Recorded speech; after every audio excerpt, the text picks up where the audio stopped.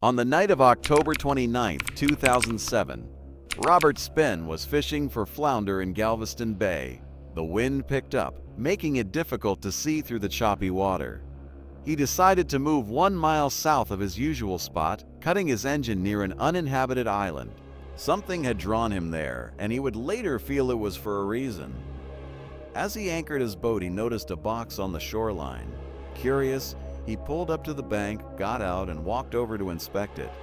When he turned the box over, it made a heavy thud. The sound was wrong. He ripped open a black garbage bag inside and saw a little girl's shoe. Spinn called emergency services. He stayed in the bay, waiting for investigators from the Galveston County Sheriff's Department, then shuttled them to the island. Inside the box was the body of a child. Sergeant Mike Berry was 90 miles away when he received the call. He had 3 children of his own, and cases involving children always hit hard. His partner, Lieutenant Tommy Hansen, felt the same. No matter how long someone worked these cases, they never became easier. Deputies searched the island for evidence, but there were few clues. The question remained whether the child had been killed or if this was a terrible accident. Chief Medical Examiner Stephen Postilnick examined the body. The child was a female between 2 and 5 years old. The cause of death was blunt head trauma to the back of the head. This was not the result of a simple fall. The injury required significant force, a push or a throw. The death was deliberate. There was no DNA evidence on the body, and the child had no identification. Before finding the killer, authorities needed to find the family. Without a name, the investigation could not move forward. The Galveston Sheriff's Department recognized the need for specialized help and contacted the FBI. Special Agent Don Gay, who had worked in the Galveston area for years, was assigned to the case. He was a father with young children and could not fathom how someone could harm a child and discard her like trash. Agent Benjamin Stone, experienced in crimes against children, joined the investigation. His task was to determine where the child came from and how she ended up in the bay. Stone consulted with the Coast Guard to trace where the box may have been dropped, whether from a bridge or a ship. The theories were broad. International shipping traffic moved constantly in and out of the Houston Ship Channel, meaning the child could have come from anywhere in the world. The family must be searching for her, but a search of local missing persons databases turned up no match. Agents decided to go public with the story, using the media to reach across the globe. The sheriff's office could handle local leads, but the FBI had the reach to spread the word internationally. A forensic artist created a composite image of the child. She had blue eyes, medium-length blonde hair, and wore a pink shirt and skirt with purple tennis shoes. Authorities gave her a name, Baby Grace. The Sheriff's Department held a press conference and displayed the tiny shoe found with the body. They pleaded for anyone with information to call. If the child could be identified, the investigation would have direction. Someone somewhere had to know something. Within 24 hours of releasing the sketch, hundreds of tips flooded in. Family members called, worried that Baby Grace was their missing loved one. Tips came from people involved in custody battles, grandparents who had not seen a grandchild in years, and neighbors who noticed a child had disappeared. The number of missing blonde-haired toddlers was staggering. On November 2nd, investigators responded to a tip in nearby Lamar. A man reported that a girl resembling Baby Grace had lived across the street until her family suddenly moved out during the night.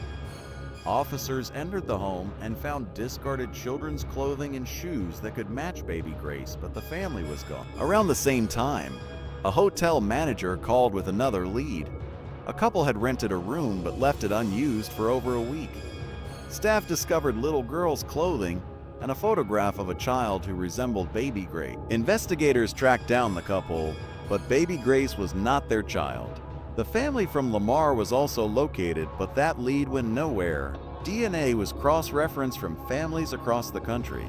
Some leads seemed promising at first, only to turn into dead ends. Authorities even received a call from officials more than 5,000 miles away.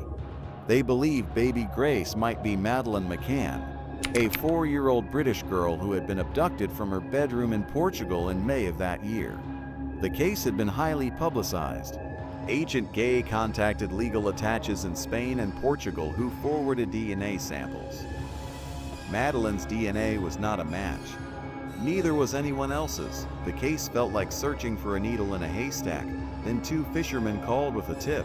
Just days before baby Grace was discovered, they had been fishing in the same bay when they saw something unusual. An older model vehicle towing a boat pulled into a boat ramp in Hitchcock and launched. The couple, a man and a woman, had no fishing poles, just a blue container. They headed out into the bay and returned about an hour later. The woman was sobbing as they pulled in. The blue container was gone.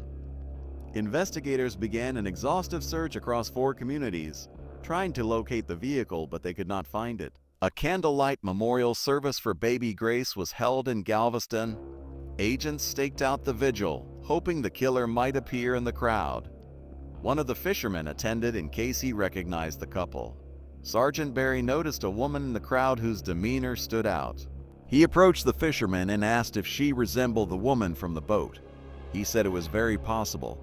Investigators prepared to follow her and get her license plate number, but she vanished before they could act. Weeks of searches for the mysterious woman yielded nothing. Investigators began to theorize that the couple may have stumbled across baby Grace's body and disposed of it out of fear. Perhaps they had found the container, thinking it was fishing gear, only to discover what was inside and panic. Meanwhile, more than 1,500 miles away in Mentor, Ohio, 47-year-old Cheryl Sawyers was browsing the internet when she came across the story of baby Grace. Something about the clothing, a pink top and skirt with purple tennis shoes, caught her attention. She had given a similar outfit to her 2-year-old granddaughter, Riley Ann. The sketch resembled Riley with her curly blonde hair, but it was the clothing that struck Cheryl most. Cheryl had not seen Riley in months. Riley's mother, Kimberly Trenner, had been in a custody dispute with Cheryl's son, Robert, when she suddenly disappeared with the child. Cheryl later learned that Kimberly had married a man named Royce Ziegler and moved with him and Riley to Texas. When Cheryl went to pick up Riley one day, the house was empty. Now, she learned from the news that baby Grace was found in Galveston, Texas, near Houston, where Riley had recently moved. Though Cheryl doubted baby Grace was her granddaughter, she decided to call the tip line and ask authorities to do a well check on Riley. On November 10th, an investigator was dispatched to the house where Riley lived with her mother and stepfather. While at the house, Royce Ziegler drove up. He identified himself and said Riley no longer lived there. He claimed that Ohio's Child Protective Services had taken custody of Riley following allegations of sexual abuse. Riley's mother, Kimberly, confirmed the story and faxed a letter as proof.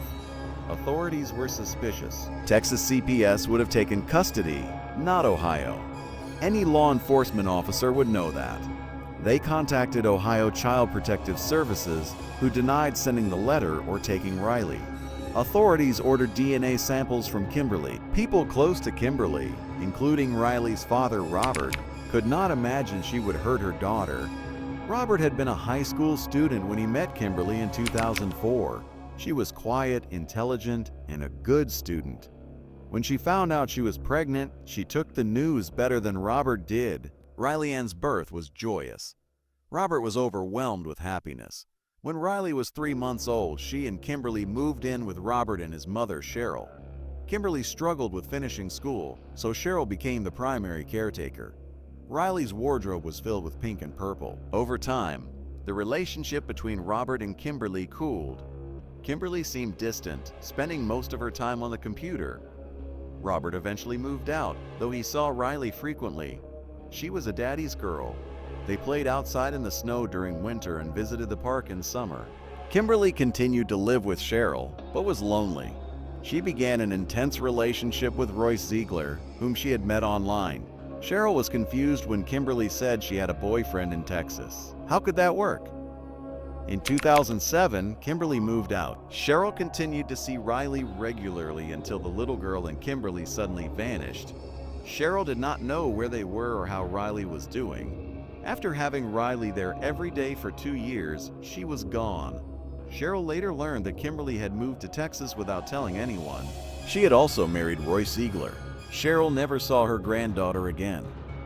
4 weeks after baby Grace was found, Sergeant Barry and Lieutenant Hanson met with Kimberly and her attorney. They needed a DNA sample, expecting only a cheek swab. Instead, Kimberly started talking. "Riley is baby Grace," she said. "I'm positive." Kimberly explained what happened. She claimed Royce had a history of disciplining Riley harshly. On July 25th, Royce stayed home from work, frustrated by what he saw as Riley's misbehavior. He wanted to make sure Kimberly was disciplining Riley properly. He said they needed to break her. Riley screamed. Her head was shoved into a pillow. As the day went on, Kimberly participated in the abuse to please her husband. She shoved Riley's head underwater and hit her with a belt because that was what Royce was doing. It went on and on. The couple stopped at one point to give Riley Tylenol and ice her wounds. During this, Riley said, "I love you." The abuse continued until Riley collapsed. Kimberly could feel her going cold. They placed a heating pad on her, thinking she was cold from the ice. Kimberly and Royce never discussed calling emergency services. Instead, they drove to a store to buy black garbage bags, a blue plastic container, and other supplies. They bathed Riley in bleach to destroy DNA evidence. They put her body in the box and left her in the garage to decompose for almost 2 months in the summer heat. One night, Royce decided they needed to dispose of the body. It was starting to smell. They drove in the dark to Galveston and dumped the body off a bridge. Investigators were speechless. How could a mother stand by and watch that happen? Most people would fight to the end for their child. It showed a level of contempt for human life that was incomprehensible. Kimberly revealed that Royce had attempted suicide days earlier and had written a note confessing to the killing. Agents rushed to his house. He was alive and willing to talk, but his story was different. He claimed he was asleep when he heard Kimberly yelling at Riley. He came out of his bedroom and realized Riley was in bad shape. Royce was putting the blame on Kimberly. Investigators searched the couple's home. Inside a storage unit, they found the suicide note. Royce appeared to take responsibility for Riley's murder. The FBI evidence lab confirmed he wrote the note. Analysts also recovered a list of rules Royce had written for 2-year-old Riley. The disciplining sessions were child abuse, far beyond any standard form of discipline. Despite the evidence against Royce, prosecutors decided to charge both him and Kimberly with capital murder. Kimberly never said stop. She never called emergency services. She participated. Cheryl and Robert Sawyers were shattered. Robert was numb to the core.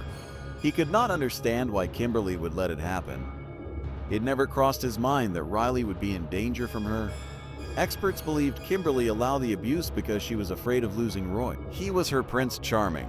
He gave her a new life. She was willing to do anything to keep it, even if it meant not having Riley around. In their opinion, that did not change her level of guilt. 2 people willing to torture a child all day long were both monsters. Kimberly gave birth to another child while awaiting trial in prison. Royce had told her that law enforcement would be more lenient on a pregnant woman. The jury was not swayed. On February 2, 2009, Kimberly was convicted of capital murder and sentenced to life in prison. Royce Ziegler was convicted later that year and sentenced to life without parole. Their son was cared for by relatives. The Galveston Island where Riley Sawyers was found was renamed Riley's Island in her honor. She was buried in her hometown of Mentor, Ohio. Sergeant Barry, Special Agent Gay, and 2 other investigators served as pallbearers. Barry felt touched and honored. It was closure, realizing that Riley was in a better place. It was rewarding to give her back to her grandmother and give her a burial. Robert Sawyers has since married and has 2 sons. He still grieves for Riley. They spent 2 wonderful years together. It did not seem long enough. She was a sweetheart. He loved her more than anyone except his other 2 boys. Cheryl Sawyers still feels the intense pain of losing her only granddaughter. She passes out bracelets with Riley's name on them to raise awareness about child abuse. She does not want anyone to go through what they went through, and no child should ever endure what Riley endured. By keeping her story out there, she hopes young parents will think twice before striking their child.